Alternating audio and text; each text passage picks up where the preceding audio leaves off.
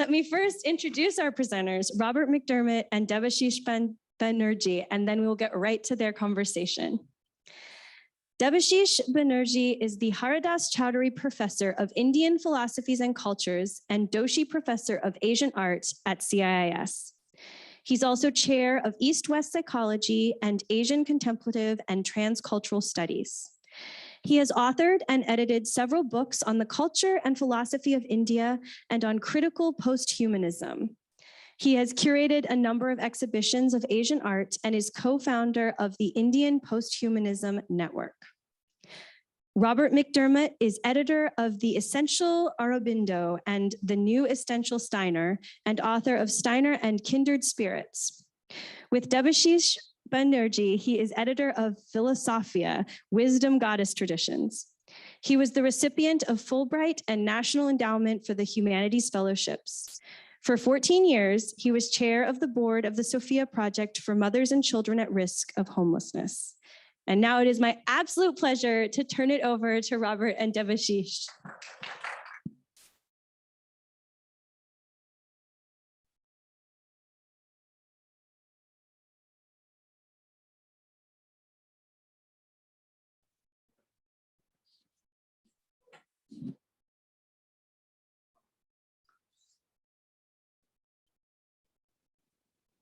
Okay, good.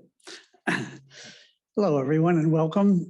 I'm speaking first, but Debashish will speak in a few minutes, and we'll go back and forth 2 or 3 times, which is sort of true of our friendship. We're always going back and forth about something, and this is the latest of our outings together.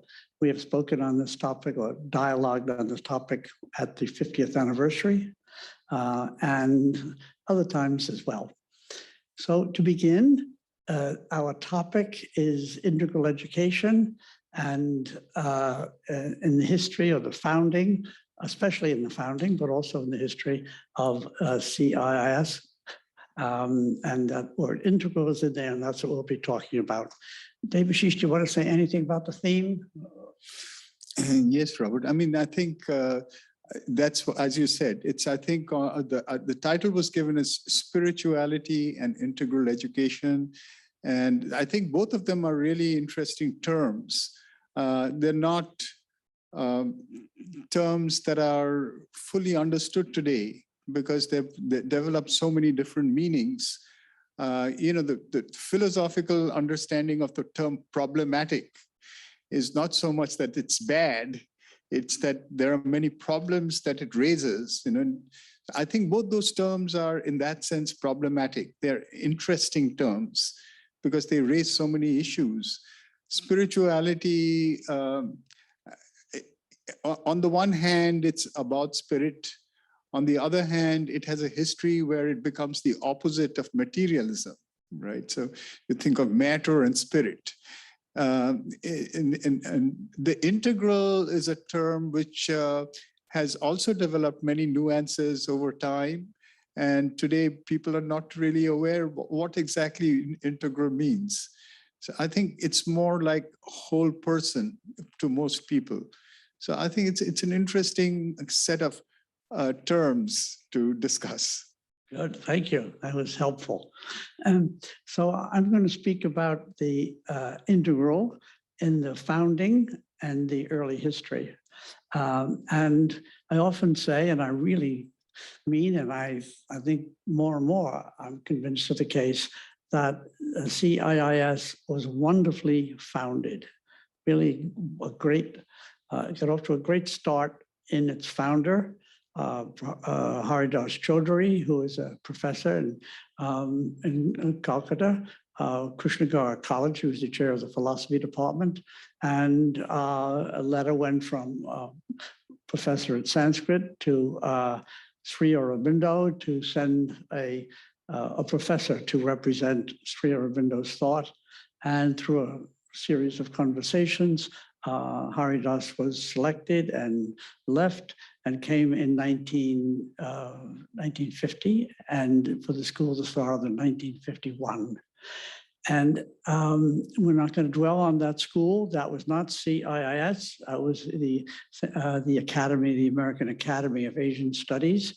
And I think I could summarize the history of that school by saying simply, it was before the time was ready. The faculty didn't really know how to do what they needed to do. It was, I would say, fraught in a way that it was nobody's fault. It was just too hard at that time. And then they all scattered in the mid-50s, and Haridas went to the Cultural Integration Fellowship to teach on Fulton and Fourth Avenue. There he lectured and gave meditation classes to a wonderful group of spiritually aspiring people, which significantly included Michael Murphy and Dick Price, the founders of Esalen, and they became close friends of Haridas and Bina and close friends of the school that Haridas and Bina founded in 1968, just 6 months after the Summer of Love, and in pulsing San Francisco with aspirations and protests and psychedelics and music. It was an exciting time and a difficult time in some ways. So what was Dr. Chaudhuri trying to do with this new graduate school? I know for a fact that both he and Bina told me that they did not continue the license or the approval that they had for the previous school, but they founded it very deliberately as I don't know if they used the word deed, but that's what they meant. It was a new start with a new spiritual impulse and I would say identity. And so, since we have already established that Haridas Chaudhuri was devoted to the teaching and practice of the integral yoga of Sri Aurobindo and the mother, we know that he was trying, because that's what you do with that yoga, he was trying to hold together thinking, the transformation of thinking, and action, and of course, being president of founding and being president of a graduate school is surely an action, and quite an exhausting action. And then the third one is affect or love. And I do think that Haridas and Bina tried to create something that they loved and that others would love, and that it would be a source of inspiration in a fast-moving time, not the late 60s, with lots of opportunities, lots to object to. Okay, so Debashish will talk about the Upanishads as an integral teaching. And I just want to continue a little bit more, though already anticipating that when we tried to understand what Haridas was talking about, and he was the president, but he was also the teacher. He was also the spiritual guide of the community. And so he, like Sri Aurobindo, was devoted to these three paths: knowledge, action, and love, but with an important addition which transformed the knowledge, action, and love. The addition was the evolution of consciousness. That is to say, the thinking now had to be understood in terms of what it is to be in the 20th century. And the vast explosion of knowledge and the division in the Western paradigm between spiritual and material, and for that matter, spiritual and intellectual. So that was a challenge facing him and the school. Similarly, the action had to be lifted or transformed or redeemed so that it was a selfless deed, influenced not now by Sri Aurobindo as much as by Gandhi, who is the expert exponent of this teaching, this karma yoga, which is true of Sri Aurobindo. But with Gandhi, it was the soul discipline. And he tried to show how everything that we would do would be free of selfish motive, that we would do it because of the deed itself would be a spiritual or moral deed. And then love needed to be lifted because we're in a culture where love is obviously materialized and to some extent debased and with all kinds of appropriations and distortions. And so that's a very hard job to reestablish a deeper, truer meaning of love. Now, if you notice, I've already begun, Debashish started this, and I'm continuing talking about terms, because terms are not ordinary, casual parts of our lives. There are lots of books showing that if you control certain terms, you can have a very significant and perhaps very negative influence. So since the 14th century, when there was a split between the nominalists, the people who said there's only words, and the realists who said, no, there's something real between the words and the reality and the objects or the event. There's been that split in our culture. And more, it is the case that people use words without any regard to their referent. So my favorite example is seeing people with shirts and hats with teams or clothing stores to which they have no relationship, but they just happen to be on their shirt. And I'm thinking, this is a good example of the separation of words in terms of tonight we're talking about integral and spiritual. And so there's a separation in the culture between what words really mean and how they are appropriated and debased.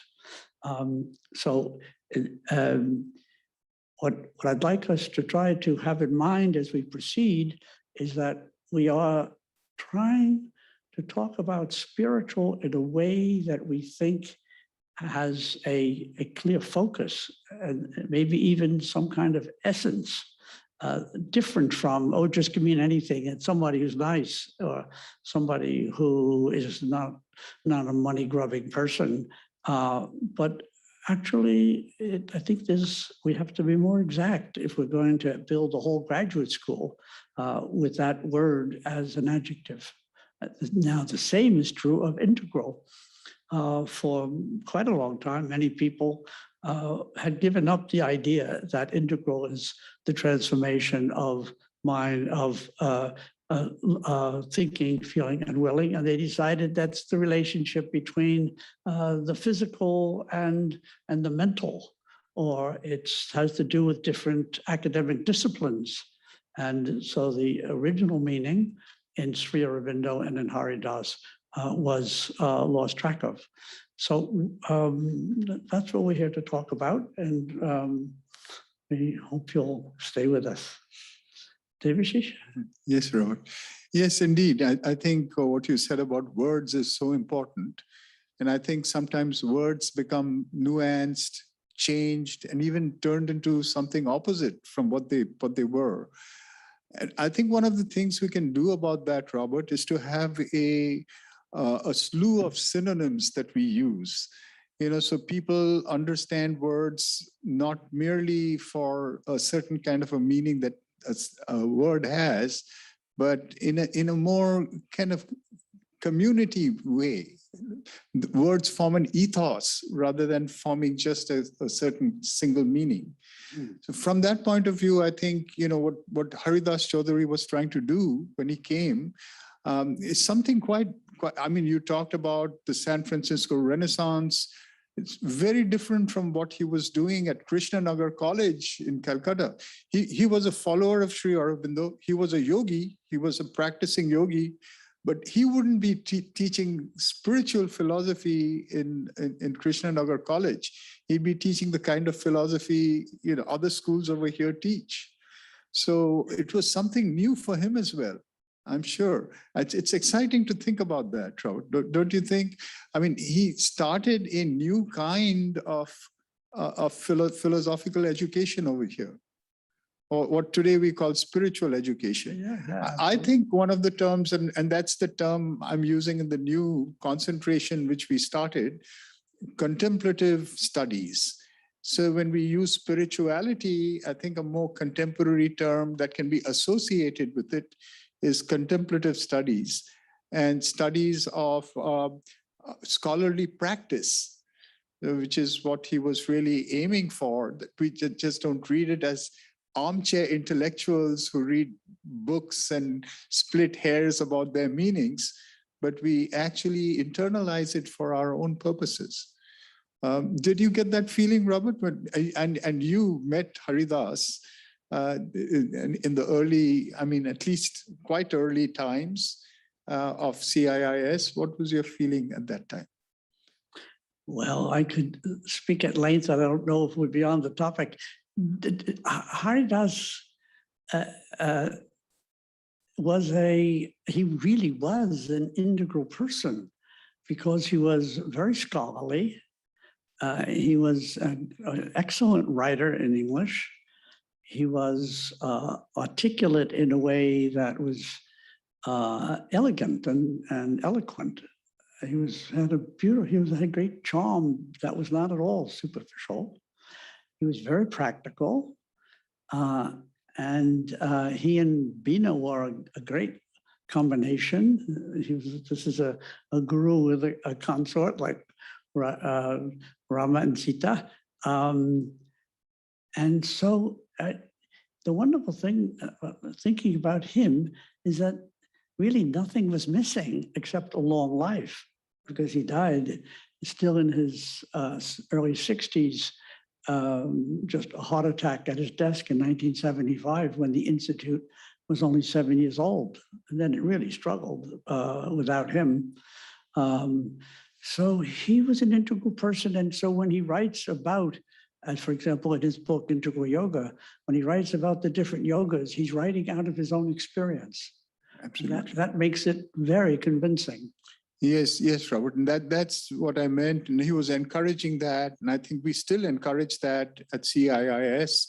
I think these two terms, because that's what we started with, our 7 commitments begin with integral education, and then the second one is spirituality. So I think it lives on in that sense. I'd say another term that is related to this kind of education that they started is scholar practitioner. That's what you just said, right? That Haridas, his words carried conviction because he practiced what he wrote about. And I think that's something that everybody should know, that we all have all the archives of Haridas Chaudhuri's lectures. I mean, many people have heard Alan Watts, who was one of the co-founders of the early American Academy of Asian Studies. But Haridas Chaudhuri's lectures and that conviction that you talk about, that eloquence, is so marked, and people should listen to his lectures, I think. I couldn't agree more. I was once in charge of a project that reviewed all of the audiovisual materials for Hinduism and Buddhism. And so I watched, I think, about 12 Alan Watts videos, and positively, he was wonderfully eloquent with great facility of metaphors, and it just came out like that. And not so positively, certainly in comparison to Haridas Chaudhuri, is that there was a facile quality, which I never detected in Haridas. It was really grounded and careful. So I'm sorry to say something not so nice about Alan Watts, but you know, I'm not going to bring him down. He's very popular. But I mention it partly because I think we all have the task to discern what is authentic and what is rooted in a person's actual life experience and what is just taken from one book to a page. And Haridas, he was this integral person. So do you want to say something about the Upanishads as an example of all this? Yes, Robert. And so because Haridas, so the name that he gave both the incarnations that he sort of founded was Asian studies, but I think it changed to integral studies. But I think, as you told me earlier, it was in keeping with his understanding of integral. So it was a happy transition that was more integral than just Asian studies. Yes. By 1980, the school had a very large psychology program, not all of which was Asian. And so the board decided, interestingly, just before the WASC accrediting agency arrived, they decided that it would be more accurate and also an explicit honoring of the name of the philosophy and the yoga of Sri Aurobindo to call it integral. So it's not some unrooted say mathematical term or something about, oh well, it has to do with putting things together. It's a very strong and clear word having to do with the three yogas and the evolution of consciousness, and also the tantra. Maybe you want to say something about that. Yes, Robert. So I think when he used the term integral so the term integral, as Haridas Chaudhuri got it, comes from Sri Aurobindo. And when he used the word integral, he was translating the Sanskrit Purna, which he calls his yoga, Purna Yoga. He uses the term Purna, and then Haridas Chaudhuri begins his book Integral Yoga by talking about Purna and its roots in the Upanishads. That's what we were discussing. Do you want to spell that for our? Yeah, it's we're not familiar. P-U-R-N-A. Yeah. Purna. Yeah, okay. And this is one of the earliest Upanishads, actually the earliest Upanishad, the Brihad Aranyaka Upanishad, on which I've just completed a book.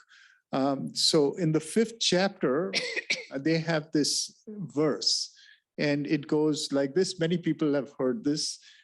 Purnam adah, purnam idam, purnat purnam udachyate, purnasya purnam adaya, purnam eva vashishyate. And Haridas doesn't give this Sanskrit, but he gives the loose translation of this in the book. And essentially what it's saying is, the exact translation is, Purnam, we could, again, many synonyms. Sri Aurobindo would use the word integral for Purnam. We could also use the word whole. So, the word integral as the whole, more like not the whole being a complex unity, a one thing of many things. So the whole is that, the whole is this. Out of the whole emerges. If you take the whole away from the whole, it is the whole that remains. And so this is like a puzzle or a kind of a meditative exercise. You have to meditate on this, and it sounds paradoxical. Or what remains if you take it away from itself, right? And from it, its entirety emerges. So this is the notion of the integral as something which is undividable. And and inexhaustible. And inexhaustible. So for example, the universe arises from something, a substratum underneath it, and it instantiates itself into all the many beings, creatures of the universe. The universe itself is the whole, and every creature in it is the whole. And nothing exhausts the whole from which it came. This is, the meditation behind it. It's a little like Hegel, who speaks about the unity of unity and difference. Right. Which is another meditation. The unity of unity and difference. It's the unity of the one and the many, which in a certain sense, all Western philosophy, and I think Indian philosophy as well, is devoted to dealing with that mystery. Right. And see, so where does it fit in, in Haridas's use and in the use of, because as you said, CIIS was very strongly a psychological, based educational institute. But by the time Haridas died, the notion of the integral has to do with something which is whole inside us and something that nothing can really wound. When we talk about psychological healing, it's more than trying to mend things that are broken. It's trying to find something that's already whole inside us. Yeah, that's good. Yeah, and then through spirituality, you find it. You can't find it by rationalizing about it.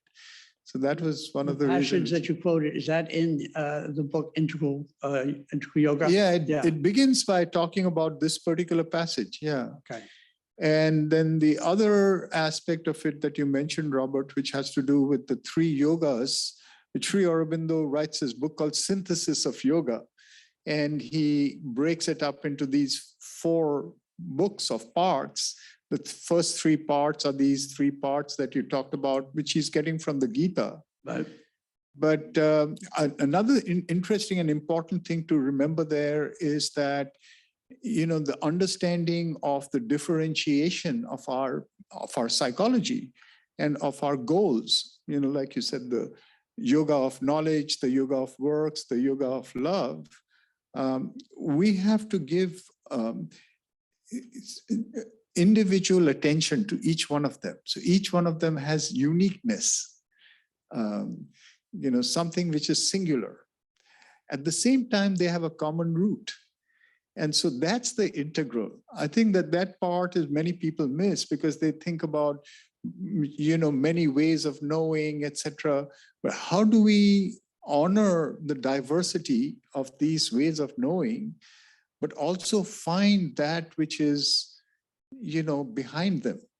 The book is called Synthesis of Yoga, not the plurality of yoga. Right. Not the variety of yoga. Right. It's the synthesis of all them together.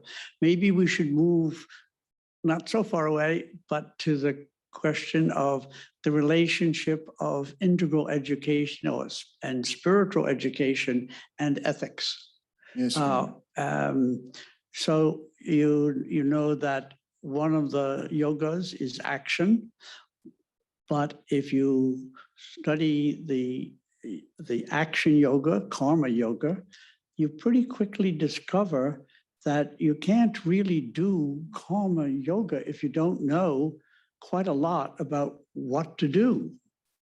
You have to know something about the world, and you have to know about the situation, and you have to know about your own life and your own destiny and what you're here on the earth to do.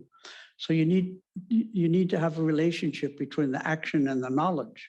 You also have to have a relationship between the action and what you are able to love, so that when you are choosing what to do, you are choosing to love what it is that you're involved with, whether it be a person or a deed or a country or a teaching. So that then leads me to suggest that when you're thinking about ethics or morality or justice, right? For example, the CIIS is now increasingly devoted to the cause of what we call DEI, right? The diversity, equity, and inclusion, which is a matter of justice, among other things. So what is it? What is the morality of that commitment? And so I would like to suggest that if you follow the integral yoga, then you become aware that morality is not following rules or even principles. Each deed is a new deed coming out of the unity of knowledge and action and love, which is appropriate for the time where you are, when you are in the evolution of consciousness. So and this is confusing, but also slightly liberating. You can't tell what is moral by looking at a deed. you only could tell, if it were possible, by looking at the consciousness, the motivation, the whole integral situation of the person who's performing the deed or reacting or initiating some chain of events. So just as religion is ideally not a matter of prescribed practices or a matter of dogmas and requirements. It is rather a turning. It's affirming a noumenal dimension. Noumenal actually means tipping of the head, the way you do when you're being reverent. You go, that, you tip your head. So ethics, it seems to me, in terms of which words we would associate the words, again, spiritual, which means that it's not divided off from the community, from other persons. It's not, it's not fragmented. It's integral to the whole situation, to one's community. In the Indian teaching of Dharma, there's a self at the center, but then there's also the family, there's the community, there's the caste, there's the relationship to the divine, there's the relationship to the cosmos. So you really can't commit a deed that you hope is moral unless you are integrated in all those concentric circles, if you can think of it that way. And so when we think about, well, what words we use, well, I think in terms of what's spiritual, some people think it has to do with God, and other people say, no, it's just not God. That's too specific and too Western. We just mean divine. And then other people say, yeah, but divine, but is it just mean the interior? Does it just mean non-material? Well, all those levels of meaning have to be sorted out when you use the term, and especially when you use the term in order to define and characterize a graduate school or a school with also undergraduate. You need to have an understanding of the truth of the word that you can build on together. Yes, Robert, I think that's a very important, very important point, particularly for an institution which is a spiritual education, institution of spiritual education. And even that, I'd like you to address that at some point. The very notion of spiritual education in our age, when with the division between the church and the state, the very notion of spiritual education is under question. That we are able to survive with a kind of freedom of exploring what it means to be spiritual. I think that's really important. But related to that, the notion of ethics, because ethics often, when you're talking about social justice, social ethics, it often becomes just a matter of do's and don'ts, of prescriptions. But as you were pointing out, it's really not about prescriptions. It's really about finding the root of the spirituality and the spiritual root of oneness.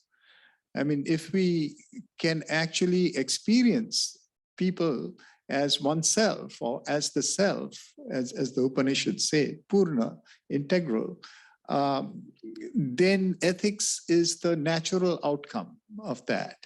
But if one doesn't, then one needs a police-keeping force, and one needs laws, and one needs to be chastised for doing, because you don't have the inner connection of oneness from which ethics naturally arises. So I think spiritual ethics, when we are talking about social justice, has to fall back on that root of the experience, the spiritual experience of ethics.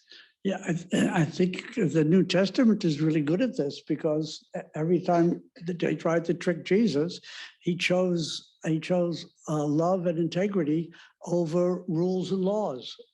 which made them more angry. But he got it straight in that sense. Okay, well, should we continue with the ethics, or do we want to talk about where we are institutionally and in terms of education? Yes, Robert. I think that's really also something we have to think about the future. I mean, where are we now with regard to spirituality and the integral, and particularly the integral, and thinking about history and our work in the world towards the future. And I think Haridas Chaudhuri and his predecessor in that sense, Sri Aurobindo, they really were foreseers. They were seers. They were prophets in that sense. They saw a time to come, a time which has come now and which we are facing right now. So I think what's really timely of our time in the teaching of the integral is that all the way from the beginnings of modernity, which we can take back to say 15th or 16th century, there has been a trend towards specialization. And it's all mental, it's divide and conquer. It's making a construction, right? We look at the world in a million perspectives, which grow smaller and smaller, and people do research and create this huge institutional network across the world with the sort of idea that someday all this will integrate into a single whole, but it doesn't. And today we are face to face with the consequence of that. It's so fragmented. People don't see eye to eye, and we are actually divorced from the earth. We are completely blind to the fact that we are no longer in inner contact with anything. So I think the integral from that point of view is a change of perspective from this notion of fragmentation, from an age of ultra specialization to an age of integration. And in our beloved university, we do have some amount of synthesis in terms of a common root and some common ideals, etc. But we also suffer the modern Western separation of disciplines and goals, which is understandable. I'm not criticizing so much as I'm saying this is our situation in our society and education, which is part of the society. Specialization is prized at the expense of integration, which is not to say we shouldn't have specialization because we want to go deeper and deeper in whatever we're trying to learn and to teach, and that requires specialization. But it has to have soft edges. It has to be related to other concerns and other values and even other roots. Right. So that's exactly where, I mean, when we have the other kinds of disciplinary, interdisciplinary, cross-disciplinary, transdisciplinary studies, I think CIIS, apart from its specialization, which I agree, I think the integral, again, is both the multiple and the one at the same time. Right. So the entire range of disciplinary specialization and their relations ultimately forming the viewpoint of the integral, the perspective that unites, I think is something that CIIS is equipped to promote. I think it's equipped, and I think it also shows how difficult it is, because this is an institution devoted to ideals. Not many institutions of higher education are committed to ideals. They're committed to producing people who can get careers and ideally contribute back to the institution and the kind of a cycle. And that's really okay. It's positive. And at the same time, There aren't shared ideals except for smartness and the production that comes from smartness, which is positive and necessary. And at the same time, it seems to me that the advantage of the smartness in CIIS has a vertical dimension. That is to say, it has depth, it aims at depth, and other institutions can't agree on that, and they don't try to do that. They're doing something else, but producing knowledge coming out of depth and also aspiring to a higher level, a higher reality, so that instead of it being horizontal, which is perfectly adequate for most people and for most parts of the society, the integral is trying to say we are trying to be related positively to all the other parts, and also related integrally to the deep sources and to the higher dimensions. Now, some people don't like higher, but I think it's a word that is to some extent fallen, like transcendent. But I think it needs to be rescued, because the spiritual life doesn't just go horizontal. It goes deep and it goes high. And I think all of the great spiritual teachers evidence that double direction of horizontal and vertical. And so one test, I think, of integral and spiritual is whether it is only on one level, or whether it aspires to a deeper and a higher dimension. And I know, Debashish, you sometimes talk about transhuman. Do you want to say something about that in this context? Yeah, absolutely, Robert. I think actually what I'm more interested in is what's called post-human. So they make the distinction between transhuman and post-human. Transhuman or transhumanism is more about how technology is enhancing us and making us go beyond the human. But post-humanism is actually a critique of transhumanism, because in a sense, it's the entire history of modernity, of science and technology that has brought us to the brink of some kind of an extinction. We are really, in a sense, faced with a climate crisis, unprecedented climate crisis across the world. We have pandemics that we are in the middle of right now. And then we have cultural wars going on all over the world. We are possibly in a third world war right now. So what we see is this kind of brink of a certain disaster that we brought on us, a dystopia rather than a utopia that we've brought on ourselves.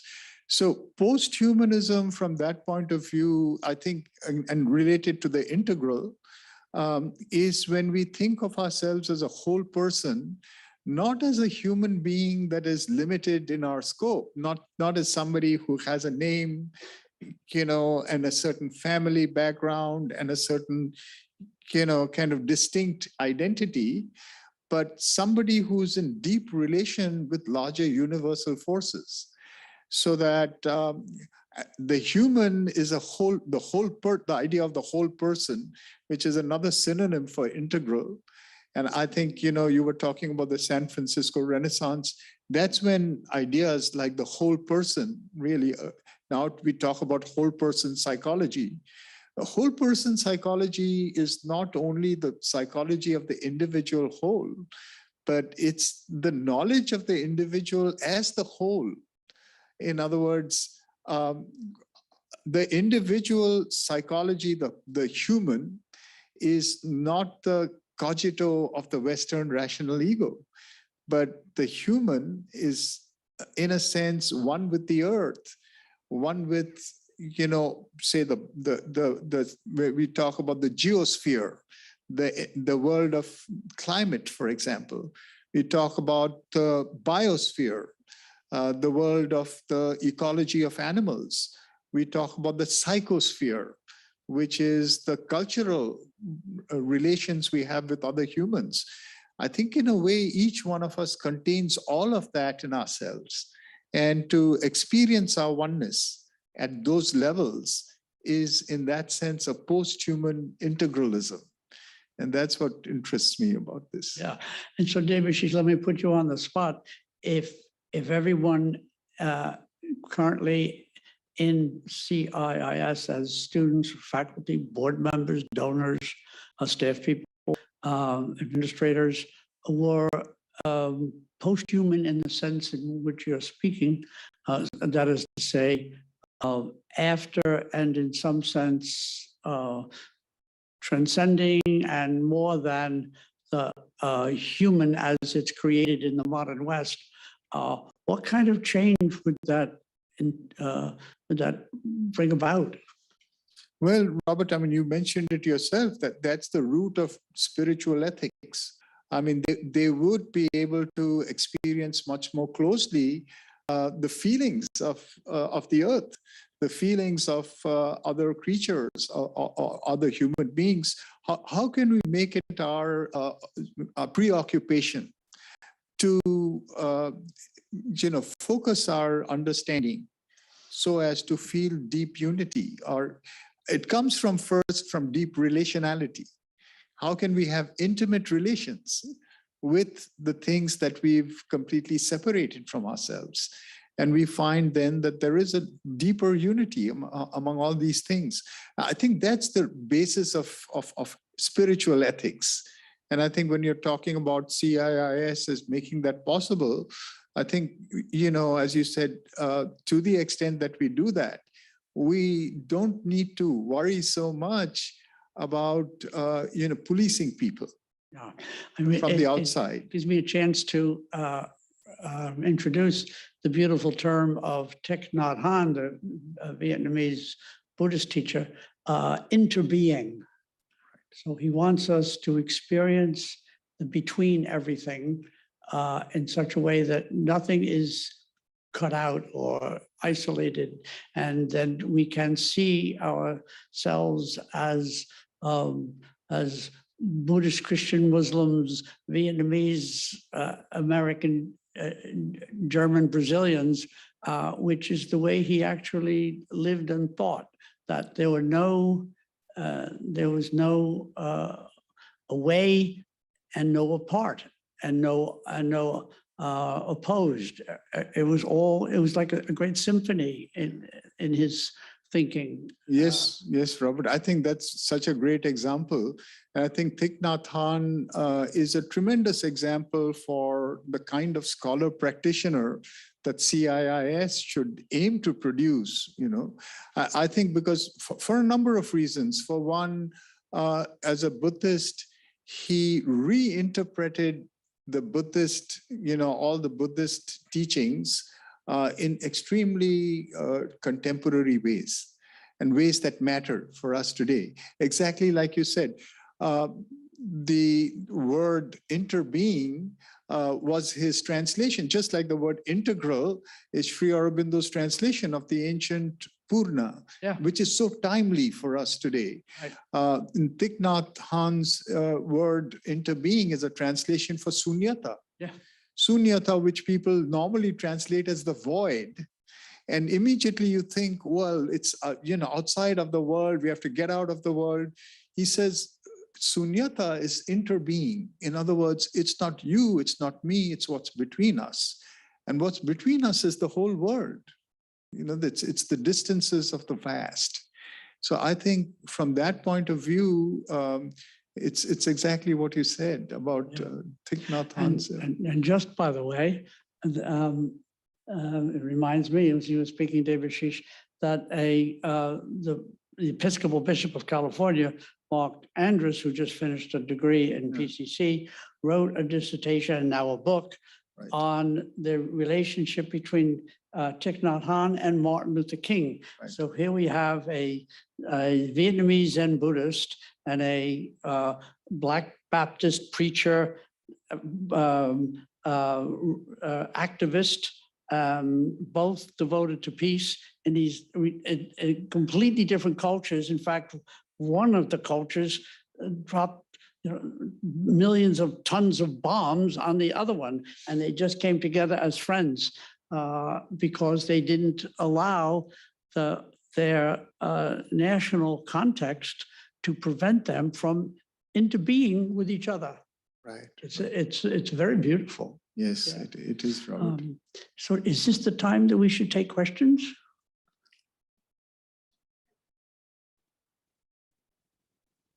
What does it say?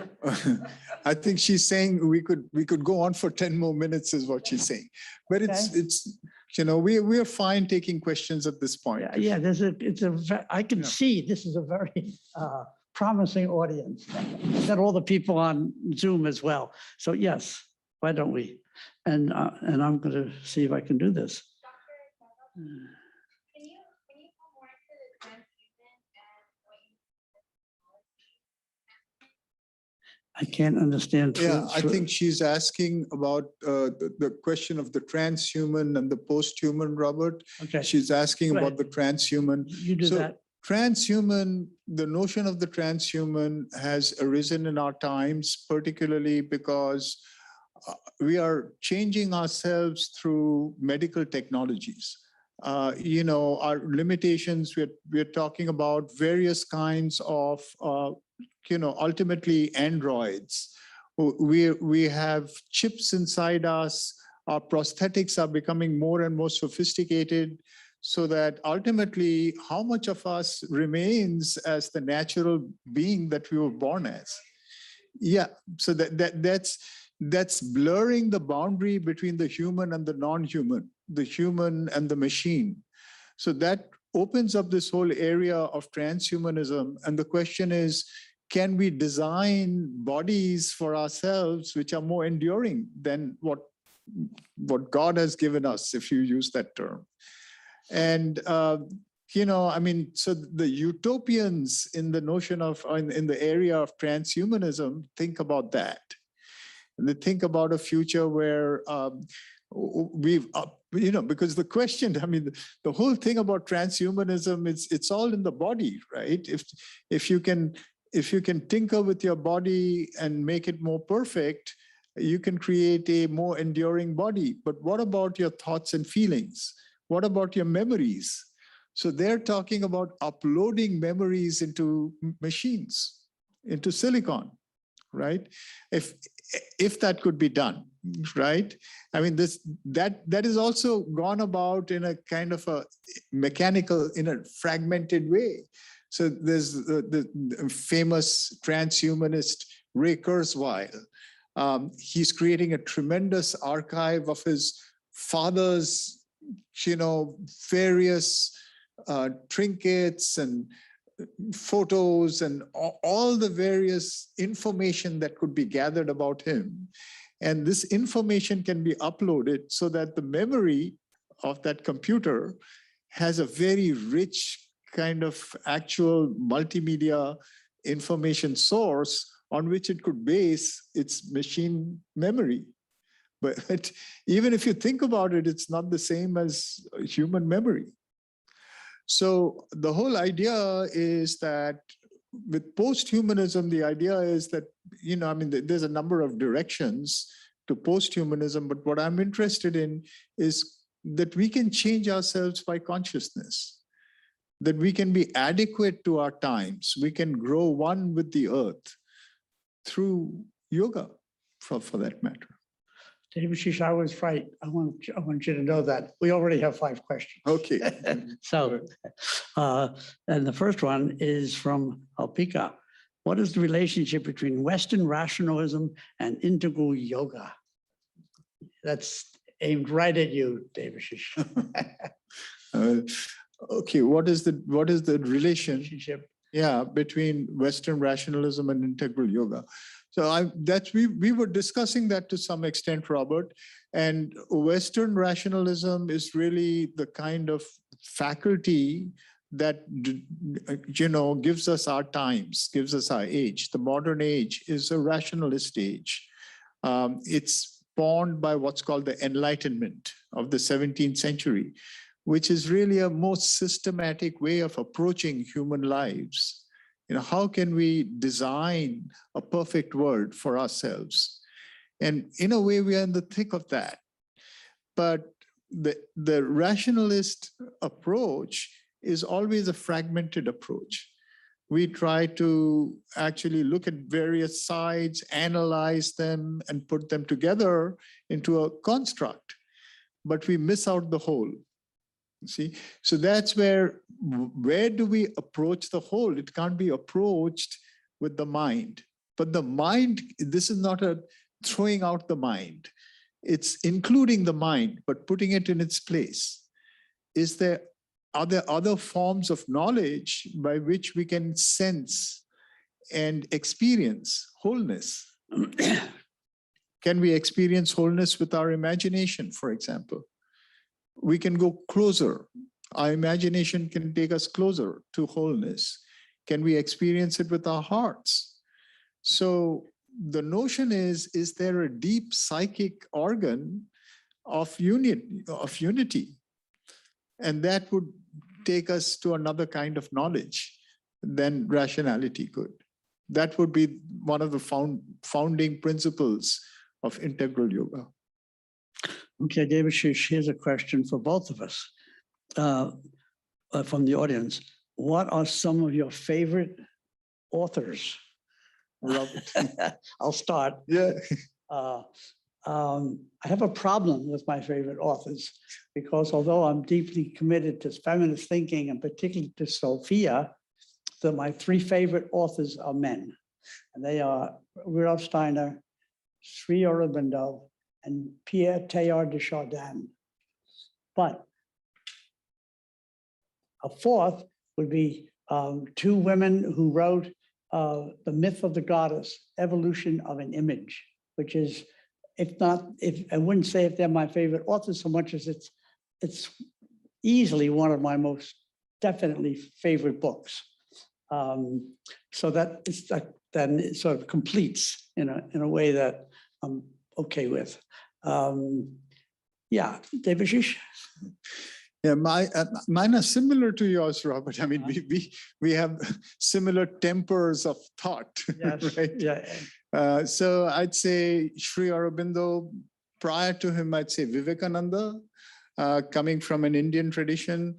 And then I'd say among contemporary thinkers, Gilles Deleuze, French writer, and then Rosie Braidotti, who's a contemporary a post-humanist scholar. Wow, I don't even know that name. Yeah, she's at the University of Utrecht. We are in contact. Okay, see, we learn from each other. That's a great question. And for you, Debashish, what is samskara? Is it spiritually regressive? Does it stop one from achieving spiritual insights? Is it samskara or samsara, Robert? Samskara, Yeah. right. So this term samskara is quite a complex term. Samskara, you can break it up into sam and skara. So kara is to do. And sam, because of the Indo-European roots of Sanskrit, means what it means in English, which is sum, to add together. So samskara is to bring together one's actions. And usually what it is the normal use of it is habits, things that we keep repeating. Samskaras could be some things that we internalize due to habitual action, or they could be, so they develop a momentum. Every time you repeat something, it becomes more automatic. And because the Eastern traditions believe in reincarnation, even Buddhism that doesn't believe in a self, believes in reincarnation, these habits continue into new lives. They become even stronger. So from that point of view, samskaras are automatisms of behavior that are very difficult to get over. So that's where with meditation, etc., with visualization, one can contact these habitual complexes and dissolve them. The whole idea is to dissolve them. I'm glad you took that one, Debashish. So here's a question from Sarah. How can Ken Wilber's integral theory be incorporated into an integral education, in our view? Some members of the faculty have been have had a lot of knowledge of and a relationship with Ken Wilber. You may know a book called Dialogues with Ken Wilber, which is edited by Donald Rothberg, who is at Saybrook, and Sean Kelly in the PCC program here in CIIS. I have an essay there. Of course, Sean does, Donald does. Houston Smith has one. Anyway, one of the reasons that it would not be difficult to integrate his thinking is because he comes from the same sources as CIIS, I mean, generally, from part of Hegel, part of Sri Aurobindo, and then he adds to that a vast amount of psychological and philosophical knowledge. He's tremendously erudite. Some people find his writing and his thinking to lack affect or a spiritual dimension. You can hear that complaint sometimes. And at the present time, he had ill health for a lot of struggles. I know some people who are friends who are not expecting important work from him at this time. But the important positive part of Ken Wilber's work, I think, is the quatrain, the four parts, the inner and the outer, and the social and the individual. I don't think I did that correctly because I haven't looked at it in some time, but it is a useful quatrain that we could work with, and we probably do in some ways without knowing it. So it's a complicated topic. There are people who are very passionately positive and some people who are very, very negative. And it's a bit of a polarizing name. And I don't know that I can do much more at this time without sort of getting more specific and detailed. So maybe I won't do that. So Robert, maybe I'll say a word about. Go ahead. So I hold a slightly different view on that. Go ahead. And I think Ken Wilber's notion of integral, though he pays lip service to Sri Aurobindo, is very different from that of Sri Aurobindo. I think the difference is really that he is building a systems theory. So this notion of systems theory arose, prominently about the 80s or so. The systems theories it's again another academic approach which looks at various dimensions of specialization, but feels that they can be added up to create a single system. That it's partly everything is an organism. Everything you can talk about the human organism in terms of different systems that relate to each other, function together. So he has the notion of the whole on. So you look at a certain part and then you find that it fits into a larger part. And that fits in, that's his integral. It's more a systems theory. I think where it differs from what people like Sri Aurobindo and Haridas Chaudhuri are saying is that every part is the whole. We go back to the Purna, that we have to find in the part the whole that is actually speaking in the entire organism. It isn't that a part makes up a whole. A part is not only part of a whole. A part is the whole. I think it's a profound difference that actually is the difference between the hierarchic and the rhizomatic. See, the rhizome has complete potency. I can become anything I want. I can know myself as anything else, but I choose to manifest in a certain way. From I'm a part, a cog in a machine, and I just need to know my part. I think that's the difference as I understand it. And I don't see it as the kind of integral that CIIS is. Interesting. Okay, okay. I'm glad we have both of us up here. Okay, please come. Debashish, you're the technology person. I have a blank screen here. Why is it blank? Someone can help us, or someone okay, can read okay. out. Oh, here you go. Okay, at least I have color now.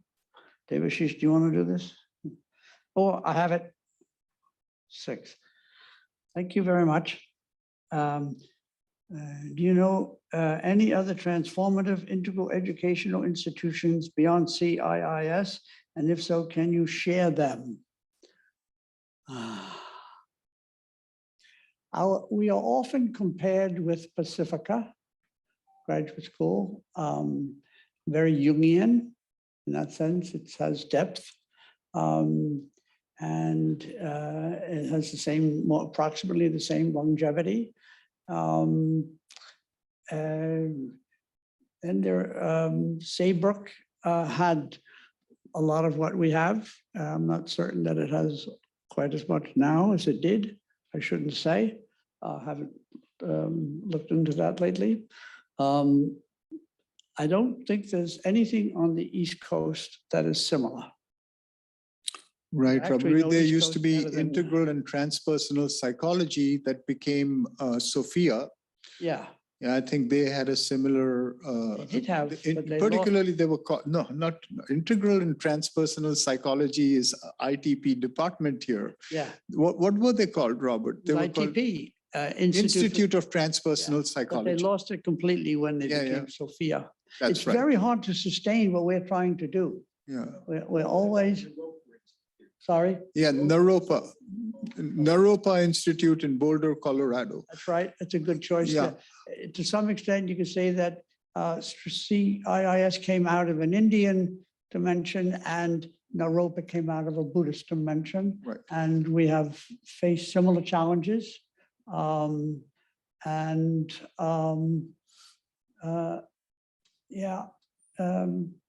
think we at CIS made a jump thanks to funding from Lawrence Rockefeller, to be honest.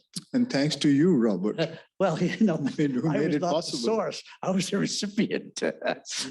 But that made possible Considerable. a quality jump that not many schools get. And, okay, so please don't go blank on me. Okay, now be nice. I'm sure there's a better way to do this, Debashish.